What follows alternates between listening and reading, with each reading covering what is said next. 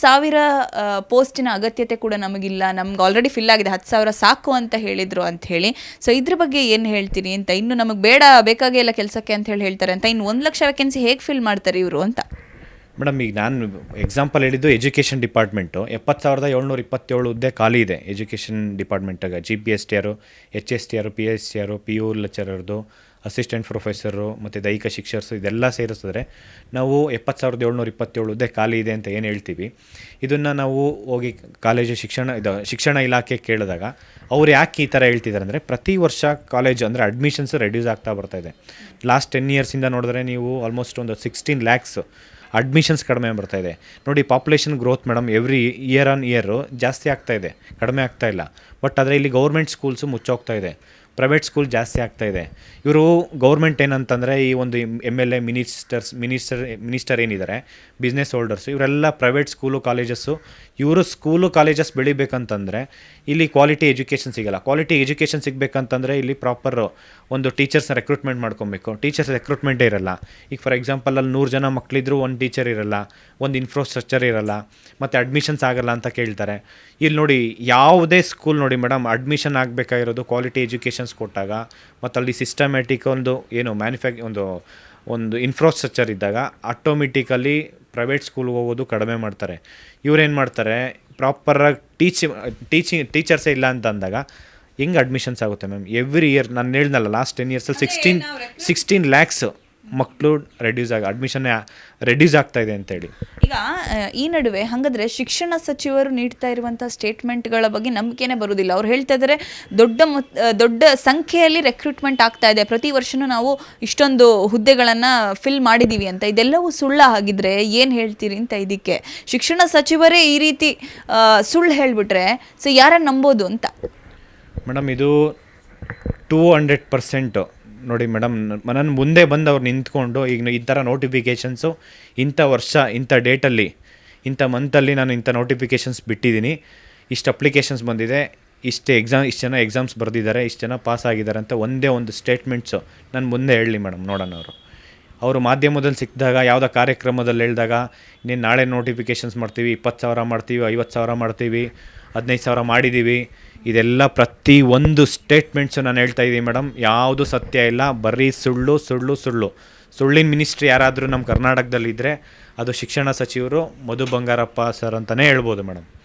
ಯಾಕೆ ಅಂತಂದರೆ, ನೀವು ಇಡೀ ಕರ್ನಾಟಕದಲ್ಲಿ ಯಾವುದಾದ್ರೂ ಟೀಚರ್ ಆಸ್ಪಿರೆಂಟ್ಸು ಒಂದು ಹುಡುಗ ಏನಾದರೂ ಒಂದು ನೋಟಿಫಿಕೇಷನ್ಸ್ ಬಿಟ್ಟಿದ್ದಾನೆ ಅಂತ ಅವ್ರ ಪರವಾಗಿ ಹೇಳ್ಬಿಟ್ರೆ ನಾನು ಅವ್ರು ಹೇಳ್ದಂಗೆ ನಾನು ಮಾಡ್ತೀನಿ ಮೇಡಮ್. ಒಂದು ನೋಟಿಫಿಕೇಷನ್ಸ್ ಮಾಡೇ ಇಲ್ಲ ಮೇಡಮ್, ಬರೀ ಸುಳ್ಳು. ಮಾಧ್ಯಮದ ಮುಖಾಂತರ ಬರ್ತಾರೆ, ಬರೀ ಸುಳ್ಳು ಹೇಳ್ತಾರೆ ಅವರು. ನೀವು ಜಸ್ಟ್ ಇವ್ರ ಪರವಾಗಿ ನೀವು ಹೇಳ್ತೀನಿ ನೋಡಿ, ಇಷ್ಟು ಸ್ಟೇಟ್ಮೆಂಟ್ಸ್ ಏನಿದೆ ಇದೆಲ್ಲ ಸುಳ್ಳಿನ ಸ್ಟೇಟ್ಮೆಂಟ್ಸೇ ಬರೆದಿರೋದು. ಇವೆಲ್ಲ ಏನಿದೆ ಅಲ್ಲ, ಪ್ರತಿಯೊಂದು ಸುಳ್ಳು. ಶಿಕ್ಷಕರ ನೇಮಕಾತಿ ಸರ್ಕಾರ ಬದ್ಧ. ಎಷ್ಟು ಸ್ಟೇಟ್ಮೆಂಟ್ಸ್ ಇದಿಷ್ಟಿದೆಯಲ್ಲ ನೋಡಿ ಮೇಡಮ್.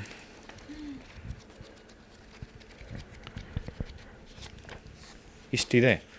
ಇದು ಯಾವ ಮೇಡಮ್, ಇದು ಒಂದು 3 months ಬ್ಯಾಕ್ ಮಾಡಿಸಿರೋ, 3-4 months ಬ್ಯಾಕ್ ಮಾಡಿಸಿರೋದು. ಇದನ್ನು 3-4 monthsಲ್ಲಿ ಏನಿಲ್ಲ ಅಂದರೆ ಮತ್ತೆ ಇನ್ನೊಂದು 100, ಒಂದು 300-400 ಸ್ಟೇಟ್ಮೆಂಟ್ಸ್ ಇರುತ್ತೆ, ಪೇಪರ್ ಸ್ಟೇಟ್ಮೆಂಟ್ಸು, ಬೇರೆ ಇನ್ನೇನಿಲ್ಲ ಮೇಡಮ್.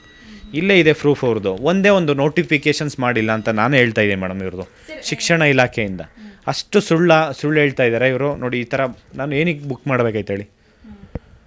ಒಂದೇ ಒಂದು ಟೀಚರ್ ವೇಕೆನ್ಸಿ ಮೇಡಮ್, ಹೈಯೆಸ್ಟು ಇದು ಆಸ್ಪಿರೆಂಟ್ಸ್ ಇರೋದು ಟೀಚರು ಆಗಬೇಕಂತ ಹೇಳ್ಬಿಟ್ಟು ಸಾಕಷ್ಟು ಜನ, ಲಕ್ಷಾಂತರ ವಿದ್ಯಾರ್ಥಿಗಳು ಕಾಯ್ತಾ ಇದ್ದಾರೆ. ಆದರೆ ಒಂದೇ ಒಂದು ನೋಟಿಫಿಕೇಷನ್ಸ್ ಆಗ್ತಾ ಇಲ್ಲಿ.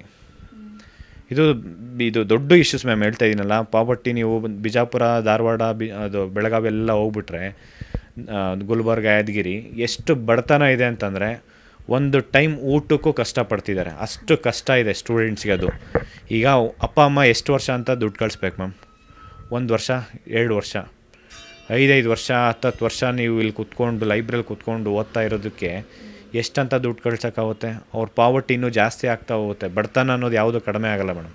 ಅಪ್ಪ ಅಮ್ಮ ದುಡ್ದಿದ್ದೆಲ್ಲ ಇವ್ರ ಮಕ್ಳಿಗೆ ಮೇಲೆ ಇನ್ವೆಸ್ಟ್ ಮಾಡಿದ್ರೆ, ಸರ್ಕಾರ ಅದು ಕರೆಂಟ್ ಫ್ರೀ ಕೊಟ್ಟು 2,000 ಹಿಂಗೆ ಕೊಟ್ಬಿಟ್ರೆ ಏನೂ ಆಗೋಲ್ಲ ಮೇಡಮ್. ಅದು ಹೇಳ್ತೀನಿ ಕೇಳಿ. ಅದು ಎಲ್ಲರಿಗೂ ಸಿಗೋದು ಇಲ್ಲ. ಅದು 1 ತಿಂಗಳು ಬಂದರೆ 6 ತಿಂಗಳು ಬರೋಲ್ಲ. ಈ ಥರ ನೀವು ಗ್ಯಾರಂಟೀಸ್ ಕೊಡೋದಕ್ಕಿಂತ ಅಲ್ಲಿ ರಿಯಲ್ ಪ್ರಾಬ್ಲಮ್ಸ್ ಏನಿದೆ, ನೀವೊಂದು ಜಾಬ್ ಅಂತ ಕ್ರಿಯೇಟ್ ಮಾಡಿ, ಒಂದು ಊರಿಗೆ ಅಟ್ಲೀಸ್ಟು ನೀವೊಂದು 5 ಜನ ಹಳ್ಳಿಯಲ್ಲಿ ಒಂದು 5 ಜನ ಮಕ್ಳಿಗೆ ಸಿಗೋ ಅಂಥದ್ದು ಸಿಕ್ಕಿದ್ರೂ ಇಡೀ ಹಳ್ಳಿ ಉದ್ಧಾರ ಆಗುತ್ತೆ. ಅಲ್ಲಿ ಕ್ವಾಲಿಟಿ ಎಜುಕೇಷನ್ಸ್ ಸಿಗುತ್ತೆ. ಅವ್ನು 4 ಜನಕ್ಕೆ ಇನ್ಸ್ಪಿರೇಷನ್ ಆಗ್ತಾನೆ. ಒಬ್ಬ ಸರ್ಕಾರಿ ಕೆಲಸ ತೊಗೊಂಡು 4 ಜನ ಬದಲಾವಣೆ ಮಾಡ್ತಾನೆ, ಈ ಥರ ಮಾಡಿ ಅಂತ ಹೇಳ್ಬಿಟ್ಟು. ನೀವು ರೆಕ್ರೂಟ್ಮೆಂಟೇ ಮಾಡಿಲ್ಲ ಅಂತಂದರೆ ನೀವು ಯಾವುದೇ ಗೌರ್ಮೆಂಟು ಆಫೀಸಿಗೆ ಹೋಗಿ ಮೇಡಮ್, ಇಬ್ಬರು 3 ಜನ ಮಾಡೋ ಕೆಲಸ ಒಬ್ಬೊಬ್ಬರು ಮಾಡ್ತಿದ್ದಾರೆ. ಇಲ್ಲಿ ನಾನು ನೆನ್ನೆನೇ ನೋಡಿದ್ದೀವಿ ಮೇಡಮ್, ನಿನ್ನೆ KPSC ಸೆಕ್ರೆಟ್ರಿ ಜ್ಯೋತಿ ಮೇಡಮ್ಮು ಸುಮಾರು ರಾತ್ರಿ 10 ಗಂಟೆ ಆದರೂ ಇನ್ನೂ KPSC ಕೆಲಸ ಮಾಡ್ತಿದ್ದಾರೆ. Group A officer, group B officer, group C officer, ಯಾವ ಗೌರ್ಮೆಂಟು ಇದು ಮನೆ ಪೊಲೀಸ್ ಅಂತ ಹೇಳ್ತಾರೆ ಮೇಡಮ್. ಎಲ್ಲಿ ಒಂದೊಂದು ಮನೆಯಲ್ಲಿ ನೀವು ಪೊಲೀಸ್ ಸ್ಟೇಷನ್ಗೆ ಹೋಗಿ ಒಂದು FIR ಒಂದು NCR ಮಾಡಿಸ್ಬೇಕಂದ್ರೆ ಒಂದು ದಿನ ಎಲ್ಲ ಬೇಕಲ್ಲಿ. ಯಾಕೆಂದರೆ ಅಲ್ಲಿ ಪೊಲೀಸ್ ಸಿಬ್ಬಂದಿನೇ ಇಲ್ಲ. ಇವ್ರು ಮನೆ ಪೊಲೀಸು, ಯಾವತ್ತು ಮನೆ ಕಾಯೋದಲ್ಲ ಮೇಡಮ್. ಮನೆ ಕಾಯಬೇಕಂತಂದ್ರೆ ಅಲ್ಲಿ ಏನು ಒಂದು ಸ್ಕೀಮ್ ತೊಗೊಂಬರ್ತೀರಾ, ಏನೊಂದು ಪಾಲಿಸಿ ತೊಗೊಂಬರ್ತೀರಾ, ಅದು ಯಾವ ರೀತಿ ಇಂಪ್ಯಾಕ್ಟ್ ಆಗಬೇಕು ಅಂದರೆ ಅದು ಫಸ್ಟು ರೆಕ್ರೂಟ್ಮೆಂಟ್ ಆಗಬೇಕು. ಗೌರ್ಮೆಂಟಲ್ಲಿ ರೆಕ್ರೂಟ್ಮೆಂಟೇ ಆಗಲಿಲ್ಲ ಅಂತಂದರೆ ಯಾವ ಕೆಲಸನೂ ಆಗೋಲ್ಲ ಮೇಡಮ್. ಇಲ್ಲಿ ರಿಯಲ್ ಪ್ರಾಬ್ಲಮ್ಸು ಬರೀ ಸ್ಟೂಡೆಂಟ್ಸ್ಗೆಲ್ಲ, ಜನಸಾಮಾನ್ಯರಿಗೂ ಇಲ್ಲಿ ಪ್ರಾಬ್ಲಮ್ ಆಗ್ತಾಯಿದೆ.